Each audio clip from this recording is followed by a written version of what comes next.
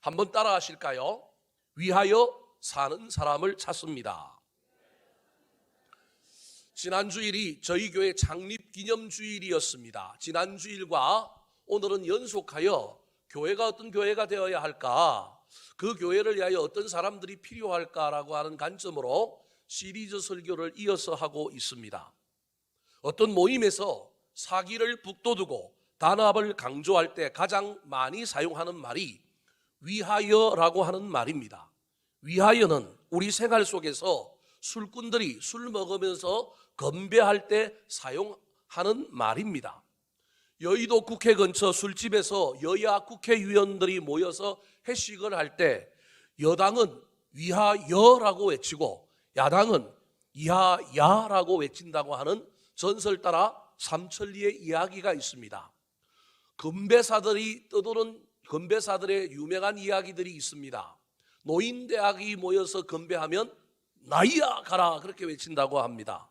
나가자라고 하는 건배사는 나라와 가정과 자신을 위하여, 개나리는 개인과 나라와 이웃을 위하여, 옛날에는 국가와 같은 큰 공동체, 거대 담론에 대한 이러한 건배사가 많았다고 한다면 요즘은 개인의 관계, 개인의 행복과 관련된 건배사를 많이 한다고 합니다. 변사또, 변함없는 사랑으로 또 만납시다.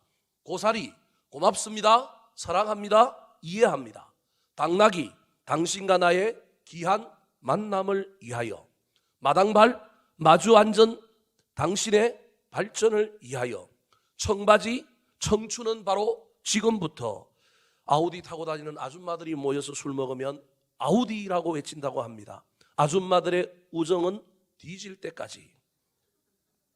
마돈나 모임에 제일 늦게 온 사람, 그 사람 술값 내게 만들려고 그 사람을 향하여 마돈나 외치면 마지막에 온 사람 돈 내고 가기, 그런 의미랍니다. 신입사원이 취직을 하여 건배사를 하게 될 때 하는 그러한 건배사가 신입사원이라고 하는 건배사입니다. 신입사원 이형기입니다. 입사해서 영광입니다. 사랑합니다. 여러분 원샷 하겠습니다. 별게 다 있죠. 우리는 이러면 안 됩니다. 큰일 납니다. 오늘 본문 말씀은 사도 바울이 예배소 교회에 보낸 편지입니다. 예배소서는 크게 두 개의 구조로 되어 있습니다.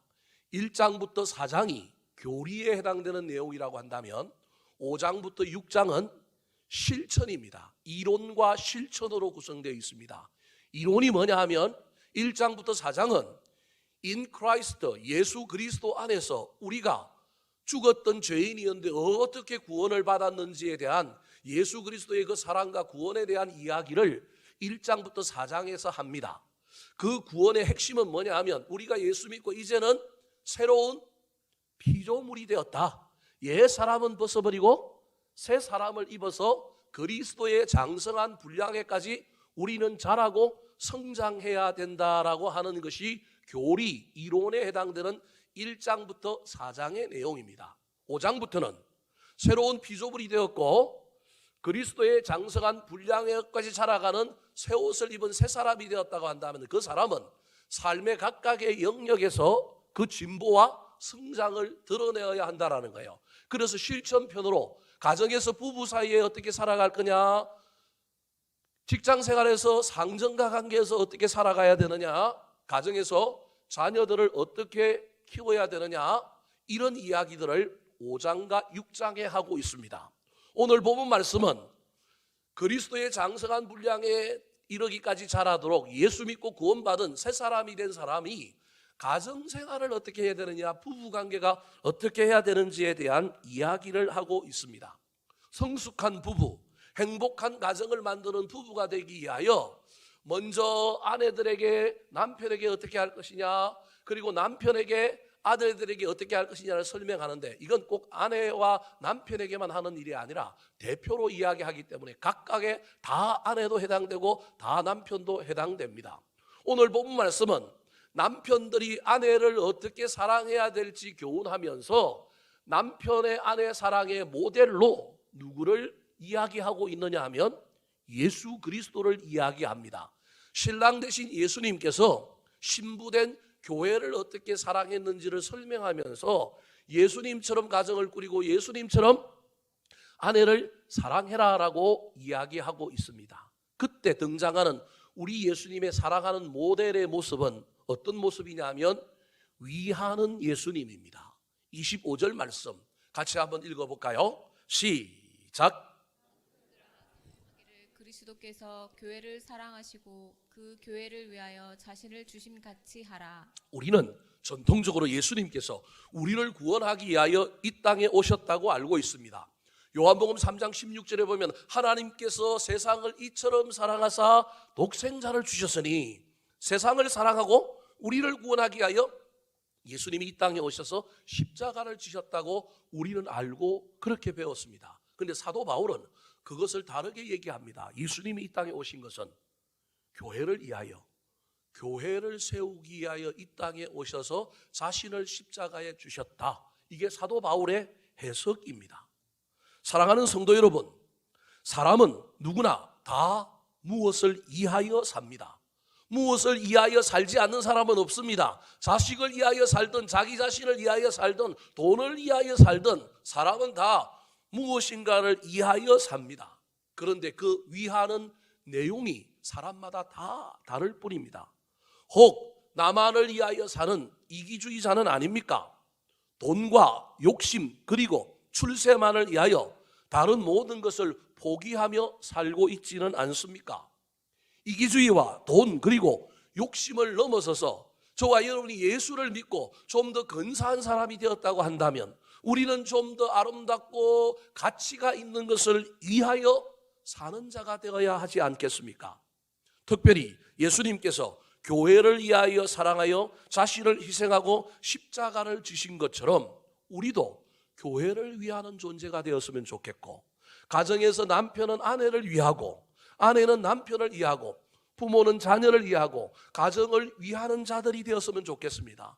가정도 내팽개치고 자기의 편리만을 위하여 세상 어디를 쏘다니고 돌아다니는 사람이 아니라 가정을 위하는 사람이 되었으면 좋겠고, 내가 속한 조직, 공동체, 회사 어느 곳이든지 간에 나는 그곳을 위하는 자가 되었으면 좋겠습니다. 내가 위하는 자가 아니라 무너뜨리고 문제를 일으키고 갈등이 있게 만들고 뭔가 이상하게 만드는 존재가 아니라 할 수만 있다면 저와 여러분이 올 한 해 교회에서도 가정에서도 어떤 조직과 공동체 안에서도 할 수만 있다면 우리는 위하는 사람으로 살아야 하지 않겠습니까? 왜냐하면 예수님이 이 땅에 위하는 자로 오셨기 때문에 그렇습니다. 주님의 삶은 자기 자신이 아니라 다른 사람, 타인과 온 세상을 위하여 이 땅에 오셨기 때문에 그렇습니다. 그렇다면 위하는 사람은 어떤 삶을 살아야 할까요? 교회를 위하여 자기 자신을 주시고 그렇게 살았던 우리 주님께서 보여주신 위하는 삶을 사는 사람의 모범과 모델은 뭘까요? 첫 번째입니다. 따라하시겠습니다. 오래 참는 사람. 오래 참는 사람. 위하여 사는 사람은 오래 참는 삶을 삽니다. 우리 민족의 특징 중에 하나가 오래 참는 것입니다. 많은 사람들이 우리 민족의 민족성을 은근과 끈기라고 말할 정도로 우리 민족은 참을성이 많은 민족이었습니다. 그런데 산업화와 경제가 발달하는 가운데 우리 민족성이 빨리빨리로 변해버렸습니다. 사람들이 얼마나 조급한지 모릅니다. 줄 서서 기다리지를 잘 못합니다. 음식점에 들어가면 음식 바로 안 나오면 우리나라 사람들은 큰일 납니다. 5분도 못 기다립니다. 5분 안에 물을 갖다 주든 숟가락을 갖다 주든 뭘 갖다 주고 그 다음에 또 뭘 갖다 줘야만이 한국 사람들은 성질을 안 냅니다. 외국은 밥 오기 전에 20분 30분 기다리는 기본인데 우리는 그러면 벌써 뚜껑이 열리고 18, 19이 올라와갖고 막 주인하고 싸우고 싶은 마음이 불일 듯 일어납니다. 이상하게 변해버렸습니다. 운전도 얼마나 가격하게 얼마나 빨리 하는지 모릅니다. 외국 사람들이 한국에 와서 지인들이 운전하는 거 보면 다 놀랍니다. 그런데 6개월 딱 지나고 나면 지들도 똑같이 뭐 한다고요? 우리랑 똑같이 운전합니다. 기가 막히게 빨리, 기가 막히게 그렇게 운전합니다. 이 빨리빨리의 문화가 얼마나 우리 사회에 급속하게 들어왔는지 결혼을 했어도 젊은 사람들이 오래 참지 못하여 이혼하는 사례가 늘어나서 이혼율이 지금 우리나라가 세계 1위가 되어버렸습니다. 송사, 재판 거는 일, 고소하고 고발하는 건 얼마나 많은지 일본에 비해서 10배가 넘습니다. 이런 영향이 교회 안에도 들어와서 교회마다 목사와 장로가 싸우고 교단마다 목사와 목사끼리 싸웁니다. 더 나아가 그 싸움이 더 커져서 내부에서 해결할 수 없어서 세상 법정으로 가지고 가는 바람에 변호사들이 교회 때문에 예수쟁이들 때문에 먹고 산다는 말도 있습니다. 더 나아가 거룩한 교회의 목사와 장로들이 세상 법정 판사 앞에서 왜 당신들끼리 사랑을 얘기하고 그렇게 종교적으로 신앙생활하는 사람들이 자체적으로 해결을 못하고 왜 우리한테 와서 이 어려운 문제를 우리 보고 판결하라고 하십니까? 도리어 세상 판사들이 목사와 장로들을 훈계하는 지경에 이르게 되었습니다. 사랑하는 성도 여러분, 그리스도인들은 참을 수 없는 세상 속에서도 오래 참고 인내하는 사람들이 되어야 합니다. 예수님이 그렇게 살았기 때문에 그렇습니다. 가정에서도 오래 참아야 합니다. 특별히 진정으로 교회를 사랑하고 교회를 이해하는 사람은 참을 수 있어야 합니다. 예수를 믿고 저와 여러분이 세상과 조금이라도 다른다고 한다면 세상은 지금 참으라고 얘기하지 않고 주장해라고 이야기합니다. 공평, 정의, 평등. 세상은 그것을 이야기합니다. 이 뒤에 마귀가 있는 거예요. 여러분 보고 참지 말라고 싸우지 말라는 얘기, 싸우면 안 된다고 얘기하는 게 아닙니다. 주장도 하고 공평과 정의, 민주를 외치기도 해야 합니다. 그러나 우리 그리스도인들은 세상 사람들과 달리 할 수 있는 한 먼저 참고부터 시작해야 합니다. 참다가 안 되면 주장하십시오. 그때도 세상 사람들과 똑같이 하십시오. 그러나 저와 여러분이 세상 사람과 다른 예수 그리스도를 믿는 사람이라고 한다면 시작은, 처음은 참아야 합니다. 왜냐하면 우리 주님이 참으셨기 때문에 그렇습니다.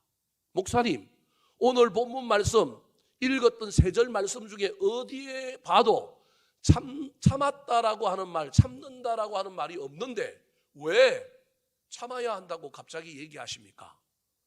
직접적으로는 참는다라고 하는 단어가 오늘 본문 말씀에 들어있지 않지만 자세히 열어보면 참는다라고 하는 말이 들어있습니다. 25절 말씀을 다시 한 번 더 읽어볼까요?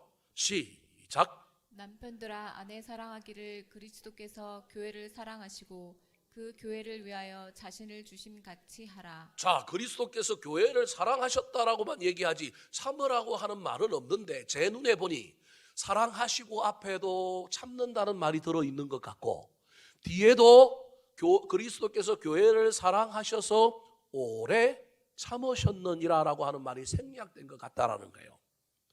교회를 위하여 오래 참으시고 사랑하셨고 교회를 사랑하셔서 오래 참으셨느니라라고 하는 말이 앞뒤에 둘 다 들어갈 수 있다라고 저는 여러분에게 말씀드리고 싶습니다.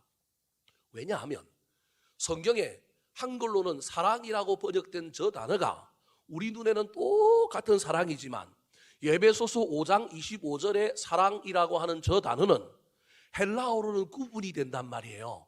신약 성경을 쓴 성경에는 구분이 되는데 저 사랑이라고 하는 단어는 다른 성경에 쓰여져 있는 일반 사랑이라고 하는 단어와 다른 사랑이라고 하는 단어를 쓰고 있어요. 사랑하다라고 하는 저 단어가 아가파오라고 하는 단어인데 이 아가파오에서 뭐가 나오느냐? 아가페라고 하는 단어가 나왔어요. 아가페는 하나님의 사랑을 가장 잘 표현하는 말로 무조건적인 사랑이에요.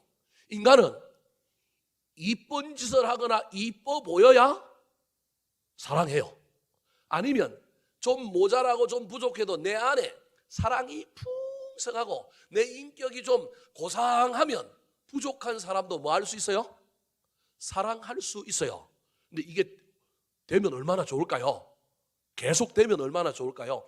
상대방이 사랑할 만한 그러한 사람이 존재가 되든지 아니면 그러하지 않더라도 내가 풍성하고 내 안에 사랑이 넘쳐서 내가 그걸 사랑해주면 좋겠는데 스트레스를 받거나 내 상황이 여의치 않거나 나도 야마가 돌고 막 뚜껑이 열리면 내 안에 사랑이 없어서 사랑 못한단 말이에요.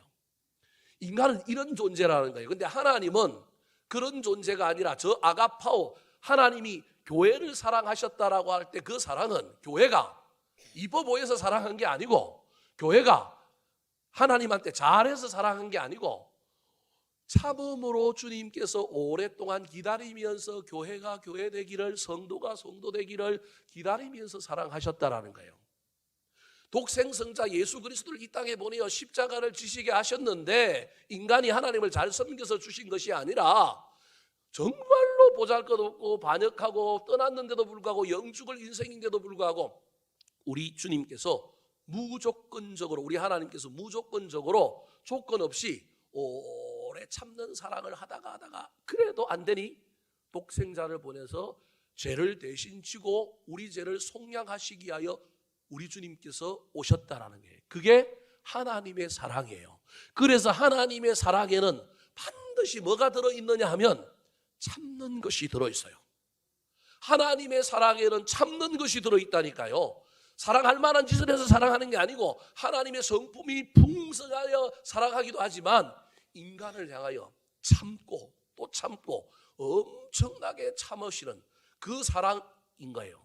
그래서 25절에 그리스도께서 교회를 사랑하시고라고 하는 단어 때 저 사랑하시고는 교회를 오래 참음으로 사랑하시고 교회를 사랑하셔서 오래 참으셨느니라라고 해석할 수 있습니다. 왜 그렇게 해석할 수 있을까요? 고린도전서 13장이 사랑장인데, 고린도전서 13장 4절부터 사랑은 그렇게 시작하는데, 그때 사랑의 정의가 15개가 나옵니다. 긍정적인 사랑의 정의 7개, 부정적인 사랑의 정의 8개. 그래서 총 15개의 사랑이 나오는데, 그 사랑의 시작과 끝이 무엇으로 끝나느냐 하면 참다로 끝납니다. 자, 고린도전서 13장 4절과 끝나는 사랑의 정의가 끝나는 7절입니다. 같이 한번 읽어볼까요? 시작. 사랑은 오래 참고 사랑은 온유하며 시구하지 아니하며 사랑은 자랑하지 아니하며 교만하지 아니하며 모든 것을 참으며 모든 것을 믿으며 모든 것을 바라며 모든 것을 견디느니라. 이게 하나님의 사랑인 동시에 우리 보고 하라는 사랑인 거예요. 그럼 사랑은 참고 참으며 견디는 거예요. 사랑의 핵심, 사랑의 가장 중요한 것은 참는 거라니까요. 그래서 옛말에 참을 인자 3개면 뭐도 면한다고요? 살인도 면한다. 제가 이렇게 얘기했더니 어떤 사람이 저한테 묻더라고요. 혹시 목사님 부부도 부부싸움 해보신 적이 있습니까? 해본 정도가 아니라 지난 26년간 피 터지게 싸웠습니다. 이제는 싸울 기력이 없어서 못 싸웁니다. 지난 주간에 새벽기도 끝나고 집에 가다가 식구단지 통로 앞에서 뭔 얘기하다가 열받아가지고 뚜껑이 열려서 싸울 뻔했습니다. 설교해야 되니까 참았습니다. 목사이기 때문에 참고 참았더니 오늘의 이런 것입니다. 제 아내가 지금 저 뒤에 있는데 뒤에 앉아서 제 말을 들으면서 사돈 남말하고 자빠졌네. 내가 할 소리 지가 하고 있네. 그럴 겁니다. 하여튼 둘 다 참았기 때문에 여기까지 온 것입니다. 교회 생활도 마찬가지입니다. 개성도 다르고 성장 배경도 다르고 신앙 색깔도 다른 수많은 사람들이 모여서 이룬 교회에서 어찌 다툴 일이 없겠습니까? 그럴 때마다 나의 인격에 의지하여 상대방의 그 어떠함에 의지하여 사랑하는 것 한계가 있습니다. 그래서 우리는 예수님 때문에 형제를 사랑하고 예수님 때문에 자매를 사랑해야 합니다. 사랑하는 성도 여러분, 교회를 사랑하십니까? 오래 참으시기 바랍니다. 여러분의 가정의 평안과 안녕을 사모하십니까? 그러면 아내는 남편에게, 아내는 남편에게 오래 참음으로 사랑하시기 바랍니다.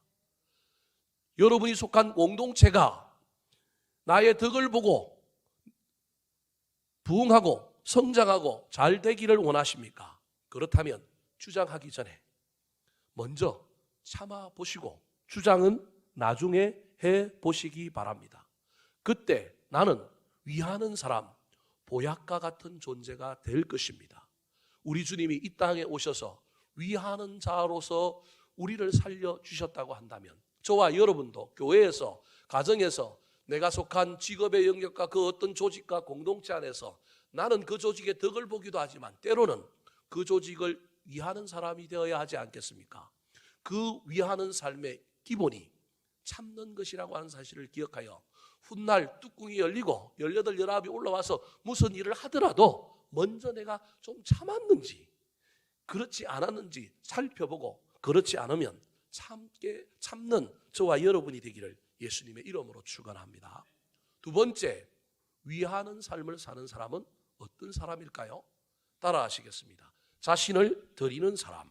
자신을 드리는 사람. 오늘 본문 말씀에서 바울 사도는 예수님께서 교회를 위하여 오래 참음으로 사랑하시고 난 다음에 두 번째 하신 일은 그것으로 부족하셔서 자신을 교회를 위하여 드렸다고 이야기하고 있습니다. 25절 말씀 같이 한번 읽어볼까요? 시작. 남편들아 아내 사랑하기를 그리스도께서 교회를 사랑하시고 그 교회를 위하여 자신을 주심같이 하라. 아내 사랑의 모델로 예수님을 이야기하면서 바울 사도가 남편들에게 너희들도 예수님처럼 드려야 한다는 거예요. 교회를 위하여 예수님이 오래 참고 사랑을 넘어서서 자기 자신을 드린 것처럼 너도 드려라, 그렇게 말씀하고 있는 것입니다. 제가 신학교로 부르심을 받고 신학교에 들어갈 때 받은 말씀이 디모데후서 2장 14절 말씀이었습니다. 주의 말씀을 옳게 분별하며 부끄러울 것이 없는 일꾼으로 인정된 자로 내 자신을 하나님께 드리기를 힘쓰라. 나는 목회자가 되어서 나 자신을 하나님께 열심히 드리면 되겠구나. 말씀 연구하는 데 드리고, 기도하는 데 드리고, 큐티하는 데 드리고, 그러면 하나님께서 나를 통하여 교회를 세워가는 목회 일에 나를 사용하시겠구나. 그래서 예배 열심히 드리자, 기도 열심히 하자, 말씀 열심히 연구하자, 나 자신을 하나님께 드리려고 애를 썼습니다. 지금도 수많은 목회자들이 목회가 안 되니까 목사들끼리 모여서 놀기도 하고 뭐 이런 일들을 많이 하는 걸 보게 됩니다. 여기저기서 공차자, 축구하자, 산에 가자, 독서 모임하자. 저는 일절 안 갑니다. 그게 꼭 나쁘다는 얘기가 아니라 저는 일절 안 갑니다. 한 번은 족구하러 갔더니 아니 족구만 하고 빨리 오면 될 텐데 족구하고 나면 또 뭐 먹재요? 밥 먹재요. 밥 먹고 나니까 또 뭐 먹재요? 커피 마시재요. 그러고 나니까 한나절이 다 가버리는 거예요. 목회를 언제 해요? 야, 이거 안 되겠다. 제가 그 목사님들을 비난하는 건 아닙니다. 교회가 안 되니까, 목회가 안 되니까, 너무 힘드니까 자기들끼리라도 살을 부대끼고 서로 위로하고 힘을 얻어야 목회할 수 있기 때문에 그러는 분들이에요. 근데 저는 시간이 없는 거예요. 나 자신을 하나님께 드리기도 바쁜데 어디 세상 모임에, 정치적으로 노는 모임에 그런데 내가 왜 휩쓸려 가느냐. 그러고 저는 일절 안 나가고 지금도 막 교회에 있으려고 애를 씁니다. 저는 특별한 모임이 없는 한은 그냥 교회에만 있습니다. 제 책상이, 의자가 제가 오고 나서 6개 바꿨습니다. 뚱뚱한 데다가 의자가 못 견디는 거예요. 오래 앉아 있으니까 웬만한 의자는 유압이 견디지 못해갖고 다 이게 막 내려가고, 내려갈 뿐만 아니라 뭐가 부서지느냐 하면 바퀴가 다 부서져요. 여러분이 이해를 못 하실 거예요. 저 같은 뚱뚱한 사람이 한 100kg 되는 사람이 의자를 깔고 문대갖고 거기서 일어나지도 않고, 저는 한 번 앉으면요 4-5시간은 의자에서 일어나지 않습니다. 그래서 이 살이 찌는 거예요. 누가 부르거나 누가 말하지 않는 한은 그냥 앉아갖고 그냥 전 책상에 앉아있는 게 제일 행복합니다. 얼마나 열심히 앉아있는지 모릅니다. 저는 이게 장땡인 줄 알았습니다. 근데 부목사 생활을 하면서 제가 섬기던 담임 목사님을 통하여 야, 하나님께 너 자신을 드리는 것만 드리면 안 되고 교회를 위하여, 성도들을 위하여 네 자신을 드려야 된다. 그러면서 저한테 목회훈을 하나 가르쳐 주셨습니다. 그게 아사 교회생입니다.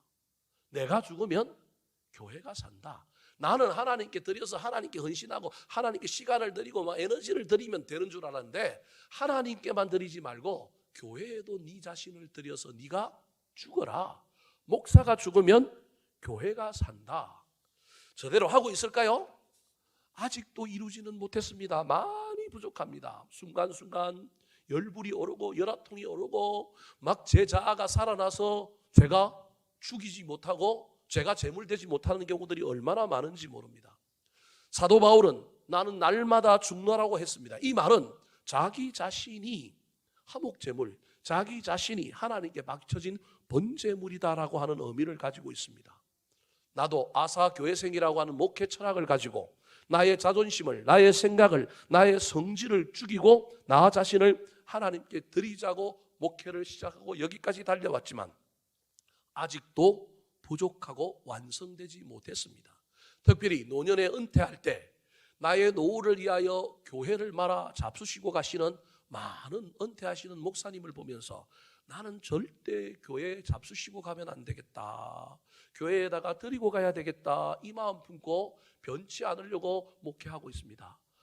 사람은 모릅니다. 끝까지 가봐야 합니다. 제가 어떻게 변할지도 몰라요, 여러분.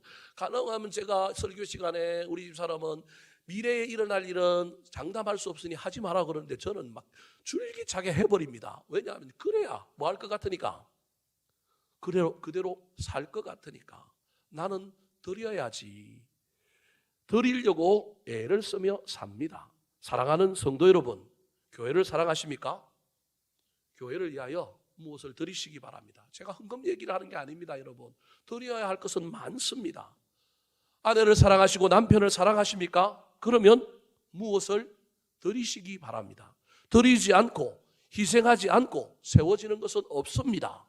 어떤 모임이 잘 진행되고 있고 어떤 교회가 잘 되고 있고 어떤 가정이 행복하면 거기에는 반드시 손해보는 사람, 희생하는 사람, 헌신하는 사람, 드리는 사람이 있기 때문에 되는 것입니다. 그러하지 않는데 된다는 것은 말이 안 되는 겁니다. 누군가가 드리는 사람이 있는 것이 정상입니다. 그런데 드릴 때 여러분 두 가지를 조심해야 됩니다. 첫 번째, 드리는 사람 때문에 다른 사람이 시험 든다고 하지 말기. 한국 사회에는 꼭 이런 게 있어요. 누가 막 드리면 괜히 비교가 돼갖고 나는 못 드리는데 저 인간이 드리는 것이 배가 아프고 나한테 피해가 와서 나를 막 깔아뭉개고 나를 비난하고 나한테 막 이상한 소리 할까봐 그 사람들을 향하여 칭찬하는 게 아니라 뭐 든다고 얘기해요? 시험 드니까 뭐 하지 말라고요? 그런 거 하지 말라고. 하양평준화, 이게 악한 마귀가 우리를 쏘가 넘어뜨리려고 하는 괴계입니다. 여러분, 내가 못하는 것, 자원함이 없고 상황이 안 되고 환경이 안 돼서 못하는 것, 그거 나쁜 것 아닙니다. 못하는 겁니다. 그냥 대신에 내가 잘할 수 있는 것, 드리는 사람을 위하여 뭐 쳐주면 돼요? 박수 쳐주면 된다니까요. 박수 쳐주면 돼요. 근데 그걸 괜히 비교해가지고 나보고 저 사람들 못하는 것처럼 막 이런 것에 대한 비난이 올까봐 또 내가 나한테 뭐 그 일을 하라고 할까봐 괜히 그 사람들 박수 못 쳐주는 거 큰일 납니다.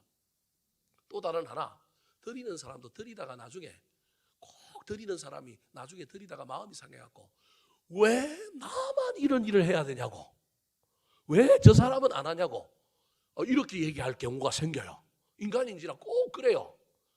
여러분, 우리가 드리고 우리가 헌신하는 건 다른 사람 때문에 하는 것이 아니라 하나님과 나와의 관계에서 누구 보고 하는 거예요? 하나님 보고 하는 거니까 저 인간이 하든지 말지 저 사람들이 하든지 말든지 나와 하나님의 문제에서 드리는 것이니 제발 시험 들지 말고 하다가 그래버리면 다 까먹습니다. 하다가 안 해버리면 고민됩니다. 그래서 저와 여러분은 이 드리는 일과 관련하여 남이 드리는 것 때문에 시험 들지도 말고 시험 든다고 말하지도 말고 박수 쳐주시기 바랍니다. 더 나아가서 드리는 사람도 사람들 자꾸 쳐다보지 말고 하나님과 관계에서 드리시기 바랍니다. 그때 하나님께서 갚아주시고 복을 더하여 주실 것입니다. 유머 중에 한국 사람의 특징을 잘 말해주는 이런 유머가 있습니다. 태평양을 향해 항해하던 배가 큰 풍랑을 만나 난파될 위기가 처해지자 싣고 있던 짐을 다 버려서 배를 가볍게 하여 난파되지 않으려고 애를 썼습니다. 그럼에도 불구하고 파도는 거세지고 물이 자꾸 배 안으로 들어오니 이 배가 파손될 위험에 처하자 선장이 이러다가 다 함께 죽으니 무게를 줄이기 위하여 세 사람만 자원하여 희생하여 바다에 뛰어내려 주면 좋겠습니다라고 요청을 했습니다. 다 살기 위하여 3명이 희생하라는 거예요. 아무도 그 말에 반응하지 않고 한참 침묵이 흘렀다가 그래도 대영 제국의 영국 신사도가 있지. 다른 사람을 위하여 내가 그래도 죽어야겠지. 이 영국 사람이 일어나서 여왕폐와 만세하면서 바다에 뛰어들었습니다. 그랬더니 시기심이 일어나서 아메리카 미 합중국의 미국 신사가 그래 영국 사람도 저렇게 했는데 우리도 해야지. 그래도 나라 사이즈가 있지. 그리고 미국 사람이 일어나서 미 합중국의 영광을 위하여 바다에 뛰어들었습니다. 한 사람만 더 뛰어들면 이 배가 안전할 것 같았는데 그래서 선장이 또 다른 사람 없습니까? 한 사람만 더 있으면 좋겠습니다라고 외쳤는데도 아무도 반응이 없습니다. 시간이 지나고 한참 침묵이 흐르는데 드디어 한 사람이 일어났습니다. 그 사람은 다름이 아니라 우리 대한민국 한국 사람이었습니다. 여러분 대단하지 않습니까? 우리 한국 사람들 대단해요. 세계 방방곡곡에 가면 우리 한국 사람들 정말 대단해요. 영국, 미국에 이어서 세 번째로 일어났어요. 얼마나 자랑스러워서요. 근데 이 한국 사람이 일어나서 대한민국 외치다가 앞에 있는 일본 사람을 발로 뻥 차서 바다에 떨어뜨렸다는 전설 따라 삼천리의 이야기가 있습니다. 사랑하는 성도 여러분, 헌신은 나 자신을 드리는 겁니다. 다른 사람을 드리는 게 아니고 나를 드리는 겁니다. 나를 드린 때 다른 사람이 드렸느냐 안 드렸느냐 여러분 그거 너무 신경 쓰지 마시고 하나님 보고 드리시기 바랍니다. 남이 드리는데 나는 못하는 게 돼요. 괜히 자괴감에 빠지고 비교의식이 들어가고 막 나한테 불똥이 튈까 봐 안달분달하지 마시고 그 사람들 뭐 해주시면 돼요? 칭찬하고 축복해 주시기 바랍니다. 옛날에 조선시대에 양반집 가문에 잔치가 벌어지면 아주 신이 나고 막 좋아가지고 춤을 추고 싶은데 맏며느리가 춤을 못 추니 누굴 꼬드겨요? 동서를 꼬드기면서 동서 옆구리를 찌르면서 뭐라고 얘기해요? 동서 춤추소. 그런 유명한 말이 있습니다. 춤은 누가 춰야 돼요? 자기가 춰야 되는데 맏며느리 체면이 있고 자기는 춤을 못 추겠으니 옆에 있는 동서 꼬드겨갖고 동서 춤추소. 이게 우리 한국인의 속내요 정서입니다. 좋지 못한 겁니다. 저와 여러분은 할 수만 있다면 무엇을 위하여 드리시기 바랍니다. 저도 결혼 기념일만 되면 아내에게 선물을 해주는데 가만 생각해 보니까 어떤 해는 왜 결혼 기념일만 남편만 선물을 주고 아내는 남편에게 선물을 안 주는 거냐? 그래서 몇 해 전에 제가 제 아내한테 막 불평하면서 그동안 잘해오다가 그 해에 불평하면서 아니 왜 맨날 남편만 주고 아내는 안 주느냐? 그랬더니 아내가 하는 말이 돈은 네가 벌잖아. 아니 그러면 또 반대로 얘기하면 그럼 같이 맞벌이 하는 데는 그렇게 둘 다 결혼 기념일에 선물을 해야 되는가요? 모르겠어요. 저는 그 이야기를 통하여 제가 배운 거 하나는 드리는 사람이 더 많은 사람이다. 사랑하는 사람이다. 잘 기억하시기 바랍니다. 드리는 사람이 더 사랑하는 사람. 그래서 저는 우리 아내한테 결혼 기념일에 선물해 주지만 내가 아내를 더 뭐 한다고요? 사랑하는 사람이라고 여러분에게 공개적으로 자랑하고 싶습니다. 사랑하는 성도 여러분, 예수님께서 피 흘려 사신 교회를 사랑하십니까? 교회가 나를 위하여 무엇을 해 주실 것인가? 너무 거기에 코를 빠뜨리지 마시고 내가 교회를 위하여 무엇을 할 것인가에 대하여 고민하시기 바랍니다. 365일 다 그럴 수는 없습니다. 364일은 교회가 나를 위하여 무엇을 해줄 것인가? 300일 정도는 아내가 나를 위하여 뭘 해주실 것인가? 그런 삶을 산다 할지라도 하루나 또는 어떤 특정한 기간이나 특정한 시간에 1년에 몇 번쯤은 내가 상대방을 위하여 무엇을 할 것인가 고민하고 그것을 실천하는 삶을 살아보시기 바랍니다. 그래서 서로가 서로를 위하면 그 가정은 진짜 행복한 가정 되지 않겠습니까? 서로가 서로를 위하지 못해도 나는 위하는 사람이 되었으면 좋겠다 결단하시고 무엇인가를 위하여 교회 안에서도 가정에서도 내가 속한 공동체에서도 내가 그곳에 덕을 보는 일들이 많지만 덕 보는 그 일들 가운데 때로는 내가 위하여 덕을 끼치는 사람, 드리는 사람, 희생하는 사람이 되겠다 결단하시고 그 삶을 삶으로 말미암아 하나님께서 그것을 보시고 가만히 있지 않고 갚아주시고 더 큰 복을 주시는 것을 경험하는 저와 여러분 되기를 예수님의 이름으로 축원합니다. 마지막으로 위하여 사는 사람은 어떤 사람일까요? 따라 하시겠습니다. 영광스럽게 세우는 사람. 영광스럽게 세우는 사람. 교회는 하나님의 영광을 드러내는 곳입니다. 교회의 모델이라고 할 수 있는 것이 여러 개가 있지만 광야에서 모세가 성막을 건축했을 때 이 성막이 교회의 원형, 교회의 모델이라고 할 수 있습니다. 하나님의 명령을 따라서 그대로 성막을 지었을 때, 성막이 처음 지어졌을 때 하나님의 영광이 임했습니다. 출애굽기 40장 34절 35절 말씀 시작. 구름이 회막에 덮이고 여호와의 영광이 성막에 충만하매 모세가 회막에 들어갈 수 없었으니 이는 구름이 회막 위에 덮이고 여호와의 영광이 성막에 충만함이었으며. 성막 회막은 접었다가 펼쳤다 하는 곳이었다고 한다면 솔로몬 때 오면 이제는 영원히 한 곳에 있는 성전이 건축됩니다. 솔로몬이 성전을 건축했을 때도 하나님의 영광이 그곳에 임했습니다. 역대하 5장 14절 말씀 시작. 제사장이 그 구름으로 말미암아 능히 서서 섬기지 못하였으니 이는 여호와의 영광이 하나님의 전에 가득함이었더라. 이것이 신약으로 가면 초대 교회가 됩니다. 교회는 건물이 아니라 택하심을 받은 사람들의 모임이었는데 그 모임에 하나님의 영광이 임하였더니 세상 사람들로부터 칭송을 받았습니다. 사도행전 2장 47절 말씀 시작. 하나님을 찬미하며 또 온 백성에게 칭송을 받으니 주께서 구원받은 사람을 날마다 더하게 하시니라. 교회는 칭찬을 받고 하나님께 영광을 돌리는 하나님의 임재와 영광이 있는 곳이어야 합니다. 한국 기독교는 초기에 영광스러운 교회였습니다. 민족을 구하려는 젊은이들이 교회로 모여들었습니다. 교회는 쓰러져가는 나라의 희망이었습니다. 가난하고 병든 이들, 천대받는 사람들이 전부 교회로 왔습니다. 1919년 3.1운동 당시, 그 당시 인구가 2천만이었는데 2천만에 100분의 1인 20만 명, 1%가 믿는 교인들이었습니다. 그런데 1% 믿는 교인들이었지만 3.1운동의 대표 33인 중에 절반이 16명이 기독교인이었습니다. 3.1운동이 끝나고 난 다음에, 만세운동이 끝나고 난 다음에 핍박을 받았는데 절은 한 군데가 불탔습니다. 교회는 400개 정도가 불이 탔습니다. 그 당시 전국에 교회가 몇 개 있느냐 하면 800개 정도 있을 때였습니다. 그러니까 교회가 불타 없어진 게 절반이 없어졌습니다. 무엇을 의미합니까? 그때 기독교는 애국하는 종교요. 그때 하나님의 영광이 교회 안에 가득해서 3.1운동과 애국하는 일에 교회가 가장 앞장섰다라는 것을 우리에게 보여주고 있습니다. 국채보상운동, 검연운동, 절주운동, 애국개몽운동, 우리나라의 사회복지시설, 학교 뭐 이런 거 세우는 거 전부 누가 했느냐 하면 기독교가 했습니다.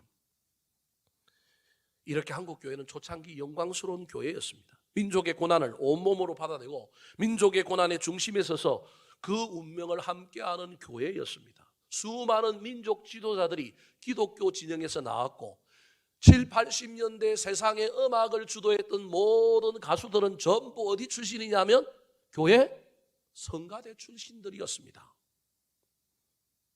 그런데 그 영광이 지금은 사라지고 있습니다. 세상으로부터 도리어 손가락질을 당하고 교회가 저래 갖고 될까? 최근에 또 많은 유사 기독교 이단들 때문에 우리가 도매금으로 넘어가서 많은 염려와 많은 비난을 받고 있습니다. 교회뿐만 그렇습니까? 다음 세대 아이들이 교회 안에서 사라지고 있습니다. 성도들은 세상에서 예수 믿는다는 말을 잘 못할 정도로 각각의 영광들이 다 사라져가고 있습니다. 어떻게 해야 될까요? 다시금 영광이 가득한 교회로 세워져야 하지 않겠습니까? 오늘 본문에 예수님께서 이 땅에 오셔서 뭘 세웠느냐 하면 교회를 영광스러운 교회로 세웠다라고 이야기하면서 사도 바울이 남편들아 이 아내를 영광스럽게 세우라고 비유적으로 이야기하고 있습니다. 27절 말씀 같이 한번 읽어볼까요? 시작. 자기 앞에 영광스러운 교회로 세우사 티나 주름 잡힌 것이나 이런 것들이 없이 거룩하고 흠이 없게 하려 하심이라. 하나님이 교회를 사랑하시고 오래 참음으로 사랑하시고 교회를 위하여 자신을 주신 이유가 뭐냐 하면 자기 앞에 영광스러운 교회로 뭐하고자요? 세우고자 했다라는 거예요. 그런데 어떻게 하면 그럼 영광스럽게 세워질까요? 26절 말씀 같이 한번 읽어볼까요? 26절 시작. 이는 곧 물로 씻어 말씀으로 깨끗하게 하사 거룩하게 하시고. 건물을 영광스럽게 지으면 영광이 되고 교인이 많이 모이면 영광스러운 교회가 되는 게 아니라 거룩하면 영광스러운 교회로 세워진다고 예수님이 이야기하고 있는 거예요. 아내를, 남편을, 자녀들을 거룩하게 만들면 영광스럽게 된다는 거예요. 그러면 거룩은 어떻게 되느냐 하면 물로 씻어야 되고 말씀으로 어떻게 돼야 된다고요? 깨끗하게 해야 거룩해진다는 거예요. 거룩하면 하나님의 영광이 임하는 거예요. 성령이 임하여 능력이 나타나는 거예요. 디모데전서 4장 5절에 보면 하나님의 말씀과 기도로 거룩하여 짐이라 그랬습니다. 다르게 표현하면 교회를 영광스럽게 세우려면 이 교회 안에 말씀과 기도가 있어야 합니다. 성령의 기름 부으심으로 말미암아 우리의 죄악들이 씻겨가야 하고 교회를 위하여 기도하는 사람들의 기도로 말미암아 교회가 거룩해짐으로 하나님의 영광이 그 가운데 임하여 놀라운 능력이 나타나게 될 것입니다. 가정에서 부모가 자식들을 바라볼 때 여러분 부모보다 자식이 못날 수도 있습니다. 남편이 아내를 바라볼 때 내 아내가 다른 가정의 다른 아내랑 비교하면 못났을 수도 있습니다. 근데 그렇게 비교하는 남편 나쁜 놈입니다. 내 아내를 내가 물로 씻고 내가 말씀과 기도로 깨끗하게 만들어 영광스러운 존재로 세워줘야 하는 사람이 누구라고요? 남편이라는 거예요. 교회와 저와 여러분은 죄인이요 보잘것없는데 주님이 오셔서 우리를 자기의 보혈의 필로 우리를 씻어 주셨습니다. 우리를 어렵다 거룩하게 칭해 주심으로 말미암아 우리가 교회가 되었다라는 겁니다. 주님처럼 교회 안에서도 가정에서도 누군가를 씻어주는 사람, 누군가를 세워주는 사람이 있어야 합니다. 그때 영광스럽게 됩니다. 그때 씻고 세우는 중요한 것이 말씀과 기도임을 잊어버리지 마시기 바랍니다. 남편을 위하여, 아내를 위하여, 자녀들을 위하여, 교회를 위하여 기도하시고 우리 가정에 내가 먼저 말씀을 붙들고 실험하고 말씀이 가득 넘치게 만듦으로 말미암아 그 말씀이 능력이 나타나서 우리 자녀들에게 흘러가서 우리 자녀들이 영광스럽게 세워지고 교회가 영광스럽게 세워지는 것들을 경험할 수 있었으면 좋겠습니다. 사랑하는 형제자매 여러분, 우리 자신의 심령에 낀 때가 보입니까? 말씀과 기도로 씻어내시기 바랍니다. 내가 거룩해져야 놀라운 일이 일어납니다. 그래야 상대방도 씻어줄 수 있습니다. 간절한 소원을 담아 기도하고 말씀으로 매일 욕심을 씻으면 거룩해질 수 있습니다. 교회의 문제가 보입니까? 자녀들의 문제가 있습니까? 사업과 남편의 직장에 문제가 있습니까? 추하고 더럽다고 비난하거나 멀리하지 마시고 씻어주는 사람 되시기 바랍니다. 동시에 우리가 먼저 거룩해지도록 노력해야 합니다. 우리의 거룩을 자녀들이 닮아갈 것입니다. 거룩한 곳에 하나님의 영광이 임하고 그로 말미암아 우리의 가정과 자녀, 사업과 꿈 그리고 우리 교회가 영광스럽게 세워지게 될 것입니다. 내가 세우든지 아니면 내가 깨끗하면 됩니다. 둘 중에 하나 하시기 바랍니다. 내가 누군가를 씻어서 영광스럽게 세우든지 말씀과 기도로 나를 거룩하고 깨끗하게 함으로 이 거룩이 어둠을 몰아내고 점점 넓혀가게 되면 하나님이 우리 가정에도 우리 교회에도 놀라운 영광으로 임하게 될 것입니다. 주님의 영광이 임하면 능력이 나타나고 문제가 해결될 줄로 믿습니다. 그리하여 저와 여러분은 무너뜨리는 사람이 아니라 세우는 사람, 어지럽히고 흠이 있게 만드는 사람이 아니라 씻는 사람이 되기를 예수님의 이름으로 축복합니다. 한번 따라 하실까요? 위하여 사는 사람을 찾습니다. 위하여 사는 사람을 찾습니다. 위하여 오래 참는 사람, 위하여 오래 참는 사람, 위하여 자신을 드리는 사람, 위하여 자신을 드리는 사람, 위하여 영광스럽게 세우는 사람. 위하여 영광스럽게 세우는 사람.